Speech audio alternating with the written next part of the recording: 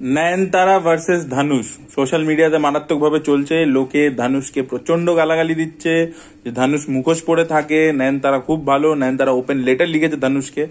সবচেয়ে প্রথম আমার একটাই প্রশ্ন যে নয়নতারার নামের সামনে লেডি সুপারস্টার লাগায় কেন? সুপারস্টার মানে তো সে যে হলে লোক টেনে আনতে পারে, টিকিট যার নামে বিক্রি হয়। নয়নতারার নামে টিকিট বিক্রি হয়? আমি জানি না আপনারা মানে দেখুন, আপনারা সাউথের সিনেমা হয়তো ইউটিউবের মাধ্যমে দেখছেন বা টেলিভিশনের মাধ্যমে দেখছেন। আপনারা যদি চেন্নাইতে যান, আপনারা যদি ওখানে থাকেন, আপনাদের যদি ওখানকার লোকাল বন্ধু বান্ধব হয়, আপনারা একবার নয়নতারার ব্যাপারে জিজ্ঞেস করে দেখবেন। লোকে হাসাহাসি করায়, কারণ হাজারটা কন্ট্রোভার্সির মধ্যে সে যেচে জড়ায় এবং আননেসেসারি জিনিসপত্র সে করে থাকে। মানে স্টেজে উঠে আল্লু অর্জুনের হাত থেকে অ্যাওয়ার্ড নিচ্ছে না, আমি আমার বরের হাত থেকে অ্যাওয়ার্ড নিতে চাই। প্রেজেন্টার যে আল্লু অর্জুন অ্যাওয়ার্ড দিচ্ছে তার হাত থেকে নেব না, এরকম প্রচুর জিনিস সে করেছে। ঠিক আছে, ব্যাপারটা হচ্ছে যে এই পুরো ঘটনাটাকে আমি একটু গুছিয়ে বলছি। প্রথম কথা তো নয়নতারার নামের সামনে লেডি সুপারস্টার চলে না, ঠিক আছে।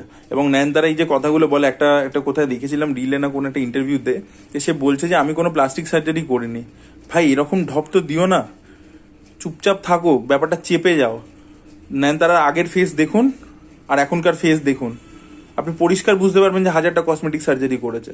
তো তাহলে এসে মিথ্যে কথা বলো কেন? পাবলিককে বোকা ভেবেছো? প্রথম কথা যে নয়নতারা বারবার একটা কথা বলে এসছে যে আমি সেলফ মেড, তাহলে হিরোর সাথে প্রেম, তার পরবর্তীতে প্রভুদেবা তখন তামিল সিনেমার বড় ডিরেক্টর ছিল, একটা টাইমে প্রচুর হিট ছবি দিত, তার সাথে প্রেম করে বিজয়ের ছবিতে হিরোইন হতে কেন তখন? হ্যাঁ, আমি কারোর পার্সোনাল লাইফে কথা বলছি না, কিন্তু নয়নতারা যাই করেছে সেগুলো সব প্রফেশনাল বেনিফিটস এর জন্য করেছে। আপনারা তার ইতিহাস তুলে দেখে নিতে পারেন। সে কিন্তু পরপর এরকম ডিরেক্টরসদের সাথে অ্যাফেয়ারে গেছে, because and she has been custard in those films. ঠিক আছে, এবং নয়নতারা হাজার ঝামেলাতে জড়ায়। আপনাদেরকে একটা ছোট এক্সাম্পল দিয়ে দিচ্ছি, এই যে জওয়ান সিনেমাটার কোনো প্রমোশনে সে আসেনি।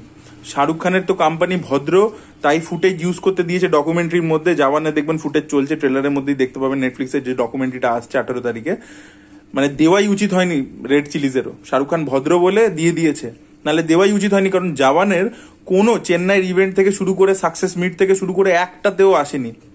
ওর বক্তব্য অ্যাটলি নাকি দীপিকাকে বেশি প্রাধান্য দিয়েছে, ওকে প্রাধান্য দেয়নি, তাই জন্য দীপিকার প্রশংসা হয়েছে।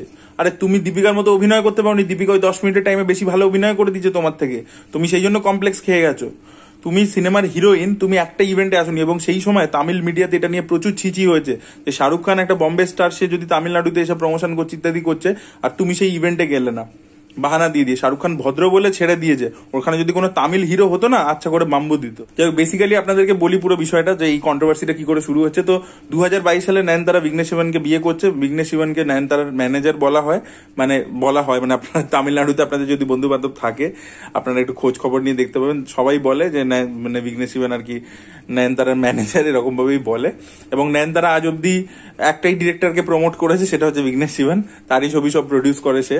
এবং যার ব্যাপারে অ্যালিগেশন লাগাচ্ছে যে ধানুষ, সে প্রচুর নতুন ডিরেক্টর। ইভেন এই যে নয়নতারার হাজবেন্ড বিঘ্নেশ শিবন, তারও যে প্রথম ছবি, সে প্রথম ছবি আগে একটা করেছিল, সেটা চলেনি একেবারে। তার প্রথম যে হিট ছবি নানুম রাউডি ধান, সেটা এর সাথে নয়নতারা এবং আমাদের ছিল বিজয় সেতুপতি, যেটা খুবই ভালো একটা সিনেমা, সেই সিনেমাটাও ধানুষ প্রডিউস করেছে। আজকে যে তামিল সিনেমাতে এত বড় একজন সুপারস্টার উঠেছে শিবকার্তিকেয়ন, তার প্রথম দিকে সব ছবি ধানুষ প্রডিউস করেছে। তাকে হিরোর হিসেবে ব্রেকই দিয়েছে ধানুষ। এই যে আজকে অনিরুদ্ধকে আপনারা শুনছেন, অনিরুদ্ধকে ব্রেক দিয়েছে ধানুষ। আপনাদেরকে এটাও বলে রাখি যে ধানুষ প্রচুর নতুন ডিরেক্টরদেরকে চান্স দিয়েছে তামিল সিনেমাতে অ্যাজ প্রডিউসার, এবং not only in Tamil, Malayalam ইন্ডাস্ট্রিতে গিয়ে টবিনো থমাসেরও ছবি প্রডিউস করেছে ধানুষ। তো যে ধানুষ মানে এত লোককে প্রমোট করেছে, তার দিকে আমি তার বডি অফ ওয়ার্ক দেখে তাকে বিচার করবো, যে নয়নতারা একটা বিঘ্নেশ শিবনের খালি ছবি প্রডিউস করে, তাকে দেখে বিচার করব। আর PS বিনোদ রাজেরটা যারা বলতে যাবে যে পেবলস বলে ছবিটা, ওরা প্রেজেন্টার ছিল, ওরা পরবর্তীতে জুড়েছে। ওটা প্রথমে PS বিনোদ রাজ নিজে টাকা পয়সা জোগাড় করে ছবিটা বানিয়েছিল, পরবর্তীতে এই রাউডি পিকচার্স ওটার সাথে অ্যাসোসিয়েটেড হয়েছে, তারা ছবিটাকে প্রথম থেকে প্রডিউস করেন। এটার মধ্যে প্রথমে চলে আসি, বিষয়টা হচ্ছে কি 2022 সালে এই বিঘ্নেশ শিবন এবং নয়নতারা বিয়ে করছে 2022 সালে। এবং সেই সময় এদের নেটফ্লিক্সের সাথে ডিল ছিল যে 80 মিনিটের একটা ডকুমেন্টারি, এদের পুরো বিয়ের ফুটেজ এক্সক্লুসিভলি এরা নেটফ্লিক্সে আনবে। ঠিক আছে, নয়নতারা এটা ভেবেছিল, 25 কোটি টাকার একটা ডিল ছিল নেটফ্লিক্সের সাথে। কিন্তু বিঘ্নেশ শিবন সেই সময় শাহরুখ খান থেকে, মানিরত্নম থেকে, রজনীকান্ত থেকে, সূর্যা থেকে যারা ভিজিট করেছিল, প্রত্যেকের ছবি তুলে সোশ্যাল মিডিয়াতে পোস্ট করে দিয়েছিল। এবং সেই থেকে OTT পার্টনার্সরা প্রচন্ড রেগে যায় এবং তারা ডিসাইড করে ব্যাক আউট করে যাব। ঠিক আছে। তো তার পরবর্তীতে তাদেরকে চেপে চুপে বুঝিয়ে বাজিয়ে ওই জিনিসটাকে সর্ট আউট করে আলটিমেটলি এই ডকুমেন্টারিটা করেছে, এবং এটাতে খালি বিয়েটা না দেখিয়ে তার সাথে এটাও জোড়াবার চেষ্টা করছে যে নয়নতারা লেডি সুপারস্টার, যেটা কবে হলো কেউ জানে না। এনিওয়ে, তো ওটা ওরা বিক্রি করবার চেষ্টা করছেন। আপনি একটা জিনিস দেখুন, ও যে ইন্ডাস্ট্রিতে প্রিডমিনেন্টলি কাজ করে সেই ইন্ডাস্ট্রির একটা হিরোর ইন্টারভিউ দেখতে পাচ্ছেন, নাগার্জুনা বলছে তেলেগু ইন্ডাস্ট্রির, তারপরে ওইদিকে উপেন্দ্র বলছে যে হচ্ছে কর্ণাটকা ইন্ডাস্ট্রি, তারা বলছে, ওদের ইন্ডাস্ট্রির কোনো হিরো বলছে না। ঠিক আছে। এবং এই যে অজিত কুমার এবং বিজয়কে দেখিয়ে ভেবেছিল এটা বিক্রি করবে ডকুমেন্টারিটা, ওরা বিয়েতেই আসেনি, কারণ অজিত কুমারের সাথে বিঘ্নেশ শিবনের একটা ছবি হওয়ার কথা ছিল লাইকা প্রোডাকশনের ব্যানারে, সেটা হয়নি আলটিমেটলি। লাইকা প্রোডাকশনও ব্যাকআউট করে গেছে, অজিত কুমারও বলেছে করবো না, তো তাই জন্য ওরা বিয়েতেও আসেনি। তো ওদেরকে দেখিয়ে যে বিক্রি করবে, অ্যাকচুয়ালি তো ওই গেস্ট গুলোকে দেখিয়েই বিক্রি করতো, নাহলে নয়নতারার খালি একা ওয়েডিং দেখার জন্য কে অত টাকা দেবে? যে যাদেরকে গেস্ট আনবে তাদেরকে দেখিয়ে বিক্রি করার প্ল্যান ছিল। বিজয় তো আসেইনি, অজিতও আসেনি, তো মেন দুটো সুপারস্টারই আসেনি। আর শাহরুখ সেই সময় জাবান করছিল, তাই জন্য শাহরুখ চলে এসেছিল, তো শাহরুখকে দেখিয়ে, মানিরত্নমকে দেখিয়ে, একটু রজনীকান্তকে দেখিয়ে বিক্রি করবে ভেবেছিল।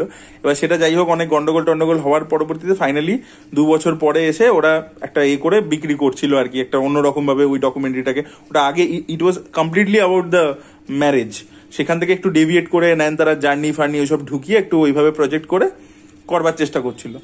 এবার তাতে হয়ে গেছে কি, যে ওরা নানুম রাউডি ধান যে ছবিটা সেটে এদের দুজনের প্রেম হয়েছে, সেটার কিছু বিটিএস ফুটেজ লাগিয়ে দিয়েছে, এবং ধানুষ সেই 3 সেকেন্ডের ক্লিপের জন্য 10 কোটি টাকা চেয়ে বসেছে। তার কারণ হচ্ছে নানুম রাউডি ধান যখন শুটিং হচ্ছিল সেই সময় এরা দুজন প্রেম করছিল বলে নাম্বার অফ ডেজ বেড়ে গেছে, ছবির বাজেটও বেড়ে গেছিল, এবং ধানুষের লসও হয়েছিল। তো সেই জন্য ধানুষ এইবারে টাকা চার্জ করে নিয়েছে। তো ঠিকই করেছে ভাই, বিটিএস ফুটেজ যাই ইউজ করো তুমি, ও তো মালিক, ও টাকা চাইবে না? চার্জ করেছে তো কি প্রবলেম হয়েছে? এনওসি দেয়নি, মনে হয়েছে ওর দেয়নি। তাকে যখন সে প্রডিউসার ছিল তুমি তাকে জ্বালিয়েছো, তুমি তার বাজেট বাড়িয়েছো, ওন প্রডিউসারের টাকায় নিজে প্রেম করেছো, তো তখন তোমার প্রবলেম হয়নি। কিন্তু আজকে যখন প্রডিউসার ক্লেম করছে যে ভাই আমার কেন বিটিএস ফুটেজ তুমি লাগিয়েছো, তখন তোমার সমস্যা হচ্ছে, এটা তো ঠিক না। তো বেসিক্যালি নয়নতারা এগুলো করে একটা কন্ট্রোভার্সি করে, জাস্ট ডকুমেন্টারিটা রিলিজ হওয়ার আগে, নাহলে এই ডকুমেন্টারিটা বেরোলে কেউ দেখতো না। ঠিক আছে, তো ডকুমেন্টারিটাকে একটু হাইপ করতে হবে, তো তাই জন্য বেসিক্যালি এইসব করে ওপেন লেটার ফেটার লিখে একটু হাইপ করে দিলে এই চক্করের লোকের কিছু জন আর কি ডকুমেন্টারিটা আরো বেশি লোকে দেখে নেবে, যারা এটার ব্যাপারে একেবারেই অবগত ছিল না, যারা দেখতে ইন্টারেস্টেড ছিল না, তারাও এবার একটু দেখে নেবে। এবার দেখা যাক এই জিনিসটাকে ওরা কিভাবে সেটেলমেন্ট করে, নাকি ওই ক্লিপটাকে চপ আউট করে দেয়। কারণ যদি চপ আউট করে দেয় তাহলে আর দেওয়ার ব্যাপার নেই, টাকা দেওয়ার ব্যাপার নেই, তো তাহলেই সিম্পল হয়ে গেল। কিন্তু কন্ট্রোভার্সিটা করে তো অ্যাটেনশনটা তো পেয়ে গেলাম। তো এই ধরনের প্রচুর কন্ট্রোভার্সিতে কিন্তু অ্যাকচুয়ালি নয়নতারা আপনারা দেখবেন যে আলতু ফালতু কন্ট্রোভার্সিতে প্রায় দিনই জড়িয়েছে। ওই কি একটা সিনেমা হচ্ছিল সূর্যার সাথে, ওই যেটাতে সূর্যা ভূত দেখতে পায়, বাবা ছেলে, এখানে শাকিব খান রিমেক করেছিল নাকাব বলে, ওই ছবিটা সেটে ওই প্রেমজি বলে অ্যাক্টর আছে, তামিল অ্যাক্টর, সে ওকে আন্টি বলেছিল একবার কিছু মজা করে, সেই নিয়ে কি কেচ্ছা। আপনারা খুঁজে দেখুন, আপনারা আর্টিকেল পেয়ে যাবেন, 100টা আর্টিকেল পেয়ে যাবেন।